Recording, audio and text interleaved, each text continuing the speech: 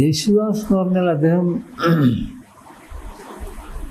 അദ്ദേഹത്തിൻ്റെ കാലഘട്ടം എന്ന് പറഞ്ഞാൽ ഗോൾഡൻ ടൈമായിരുന്നു. മലയാളം സിനിമയുടെ golden time. All great music directors, all great lyricist. And അദ്ദേഹം വരുമ്പോഴായിരുന്നു മലയാള സിനിമ ഗാനശാഖയുടെ വളർച്ച.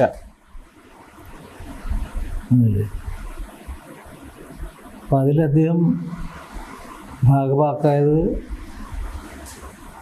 പക്ഷെ മലയാള സിനിമയിൽ ഇത്രയും ഭാഗ്യവാനായ ഒരു ഗായകനുണ്ടാവും തോന്നുന്നില്ല അദ്ദേഹത്തിനെ കൊണ്ട്.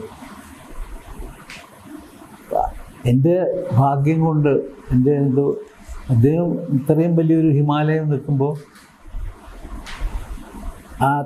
അതിൻ്റെ അടുത്തൊരു സഹ്യപർവ്വതെങ്കിലായിട്ട് പോകാൻ പറ്റിയിട്ടുണ്ട് എനിക്ക്. മനസ്സിലായില്ലേ?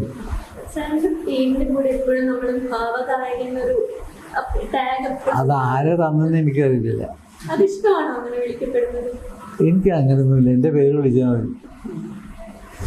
എനിക്ക് ഭാവഗായകന് എനിക്ക് അമ്മാരി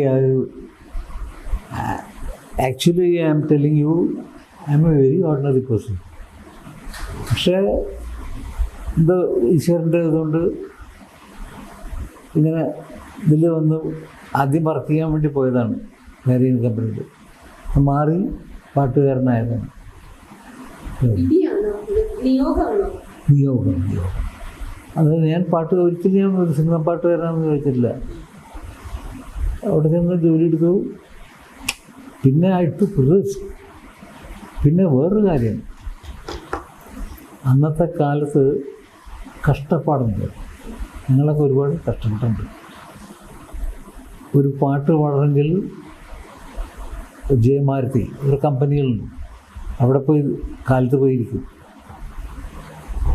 അവർ നോക്കുക, ഗുഡ് മോർണിംഗ് പോന്നു, ഓക്കെ. ഞാൻ ബസ് തിരിച്ച് പിറ്റേ ദിവസം ആദ്യം വന്നിരിക്കും. അങ്ങനെ ഒരു 10 ദിവസം വന്നിരിക്കുമ്പോൾ ഒരു ദിവസം അവർക്ക് അങ്ങനെ പാട്ടുകൾ കിട്ടിയിട്ടുണ്ട്. അതെ, അതൊക്കെ കാലം അങ്ങനെയായിരുന്നു. അവരെ പോയി കണ്ട്. പക്ഷെ അവരൊക്കെ ഗുരുക്കന്മാരായിരുന്നു. ദക്ഷിണാമൂർത്തി സ്വാമി, ദേവരായ മാഷാണ് എൻ്റെ ഗുരു. ദക്ഷിണാമൂർത്തി സ്വാമി, ദേവരായ മാഷ്, രാഘവൻ മാഷ്, ബാബുക്ക, അർജുനൻ മാഷ്, 5 പേരാണ് മാസ്റ്റേഴ്സ്. പിന്നത്തെ അടുത്തൊരു മാസ്റ്റർ എന്ന് പറയുന്നത് ജോൺസൺ. ഇല്ല, മാസ്റ്റേഴ്സ് ഇല്ല. അത് വേറെ ഫീൽഡാണ്. എം.എസ്. വിശ്വനാഥൻ ലോകത്തിലെ ഏറ്റവും വലിയ music director. I consider him as the best music director in the world. അത് വേറെ ലോകമല്ലേ. പക്ഷേ മലയാളം സംഗീത സംവിധായകനല്ല അമ്മ. ഷീസ് തമിഴ്. പക്ഷെ മലയാളം ചെയ്തു മാത്രം. നമ്മൾ വിളിച്ച് അങ്ങനെ സമയം വെച്ച് ചെയ്തു. പക്ഷെ അതെല്ലാം ജീനിയസ് ആയതുകൊണ്ട് ഒക്കെ ഹിറ്റായി. എനിക്ക് ഭാഗ്യത്തിന് I was fortunate to sing ഈ സോങ്സ്, അങ്ങനെ പറയാം. ഇഷ്ടം പോലെ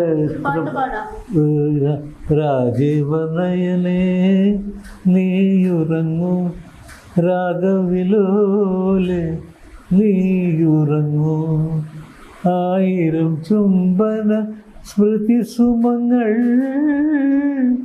അധരത്തിൽ ചാർത്തി നീയുറങ്ങൂ, അധരത്തിൽ ചാർത്തി നീയുറങ്ങൂ, രാജീവനയനേ നീയുറങ്ങൂ, രാഗവിലോലെ നീയുറങ്ങൂ. ഇവരുടെ ശൈലികൾ ഒരുപാട് വ്യത്യസ്തമായിരുന്നു. പാട്ട് പറഞ്ഞു തരുന്ന രീതി ഒക്കെ ഓരോരുത്തരും ഓരോ ടൈപ്പാണ്. ഏറ്റവും കൂടുതൽ എൻജോയ് ചെയ്ത് ആരുടെ കൂടെയാണ്? ഏത് മ്യൂസിക് ഡയറക്ടറുടെ? എല്ലാവരും കൂടെ.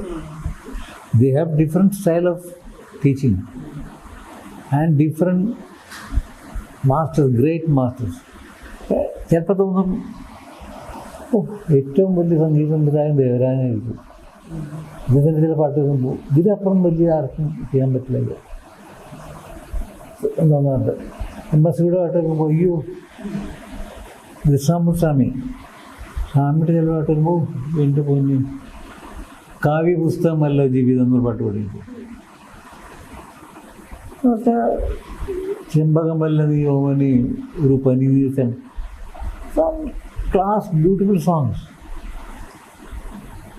അപ്പോൾ അർജുനൻ മാഷ് നിന്മണിയറയിൽ 140 സന്ധ്യ പാട്ട് പാടിയുണ്ട് അർജുനൻ ശ്രീമാർഗമ്പി. നിന്മണിയറയിൽ അതിൽ ഇവിടുന്നു മറ്റേ എത്ര പാട്ടുകൾ മാൻമഴിയാൽ ഒരുപാട് സോങ്സ്. അങ്ങനെ അവർ കേൾക്കുമ്പോൾ അവരായിരിക്കും ഏറ്റവും വലുത്. അയ്യോ അവരാണ് ഏറ്റവും വലിയ. അതാണ് അവരുടെ കഴിവ്. ഈ പാട്ടെന്ന് പറഞ്ഞാൽ കുറേ ഓർക്കസ്ട്ര, കുറേ ഒരു കീബോർഡ്, ഒരു വയലിൻസ് സെക്ഷൻ ഓഫ് അതുണ്ടെങ്കിൽ ഏത് പാട്ട് നന്നാവും, ഏത് പാട്ട് കേൾക്കാൻ സുഖം ഉണ്ടാവും. ഒരു but that doesn't mean that ഒരു ക്രിയേഷൻ എന്ന് പറയാൻ പറ്റില്ല. അത് 2 ദിവസം കൊണ്ട് ഒരു 2 ആഴ്ച കൊണ്ട് ഈ ചെവി കൂടെ കയറി ഈ ചെവി കൂടെ പോകും. പെട്ടെന്ന് മടുത്തു ഈ കുറെ കാച്ചി ട്യൂൺസ് ആയിട്ട് കുറെ സോങ്സ് വരുമ്പോൾ. പക്ഷെ കുറച്ചും കേട്ട് കഴിയുമ്പോൾ ആദ്യമൊക്കെ കേൾക്കുമ്പോൾ വളരെ രസമായിരുന്നു. കുറച്ച് കഴിയുമ്പോൾ പെട്ടെന്ന് മടുത്തു പോകും. അതാണ് കേൾക്കാൻ തോന്നില്ല. അതെന്താ കാരണം? വായ് അതെന്താ കാരണം? അപ്പോഴത്തെ അതാണ് എൻ്റെ തിരിച്ചു വരവ്. അതാണ് ആ പാട്ടോടുകൂടി ഞാൻ തിരിച്ചു വന്ന് മലയാള സിനിമയിലേക്ക് വന്നു. And I was concentrating in Tamil film. 10 ദിവസം ഇപ്പോൾ എല്ലാവരും പറയും ജേട്ടനെ 10 കൊല്ലം ഞങ്ങൾ കണ്ടില്ല മലയാള സിനിമയിൽ. എം.ജി. ശ്രീകുമാരൻ അവരൊക്കെ പാടുന്നു. ഞാൻ പറഞ്ഞു ആ 10 കൊല്ലം I concentrate in Tamil film. I am equally popular in Tamil. ഒരുപക്ഷെ ഇളയരാജ, MSV, ഇളയരാജ, കെ മാധവൻ ഒരുപക്ഷെ മലയാളത്തിനൊക്കെ കൂടുതൽ തമിഴ് പാടിയുണ്ടാണ് പാട്ടുകൾ. പിന്നെ എനിക്ക് എൻ്റെ ഭാഗ്യം ചെയ്ത എല്ലാ ലാംഗ്വേജിലും എനിക്കൊരു സൂപ്പർ ഡ്യൂപ്പർ റീച്ചുണ്ട്. ഒന്ന് മലയാളത്തിലാണെങ്കിൽ ഇഷ്ടംപോലെ പാട്ടുകളുണ്ട്. തമിഴിൽ രാസാത്യം തന്നെ അറിയാൻ പാടാത്ത ആളില്ല. തമിഴന്മാർ പറയും സാർ ഞങ്ങളുടെ രക്തത്തിൽ ഇരിക്കുന്ന പാട്ട്, ഞങ്ങളുടെ രക്തത്തിൽ ഊറിക്കുന്ന പാട്ടാണ്. അങ്ങനെ എത്ര തമിഴ്. അതുപോലെ തെലുങ്കിൽ, കന്നഡത്തിൽ മന്ദാര പുഷ്പവും നീന്നു എന്നൊരു പാട്ടുണ്ട്. അത് തമിഴ് കന്നഡ ഫിലിം മ്യൂസിക്കിൽ ഔട്ട് ഓഫ് 10 സോങ്സ് ആ പാട്ട് വേണത്. I am lucky. കന്നഡത്തിലെ 10 നല്ല ഏറ്റവും നല്ല പാട്ടുകളിൽ ഒരു പാട്ട് എൻ്റെ വരുന്ന പറയുമ്പോൾ. അതുപോലെ തെലുഗുലുണ്ട്. പ്രായം തമ്മിൽ തെലുഗുലെടുത്തു. അതേ ട്യൂൺ പ്രായം തമ്മിൽ അതല്ലേ അത് അനകനക ആകാശം മുന്തി ഇങ്ങോട്ട് തെലുങ്കിലെടുത്തു. തെലുങ്കിലെ നല്ല പാട്ട് പക്ഷെ അധികം കോൺട്രിബ്യൂട്ട് ചെയ്യാൻ പറ്റിയിട്ടില്ല.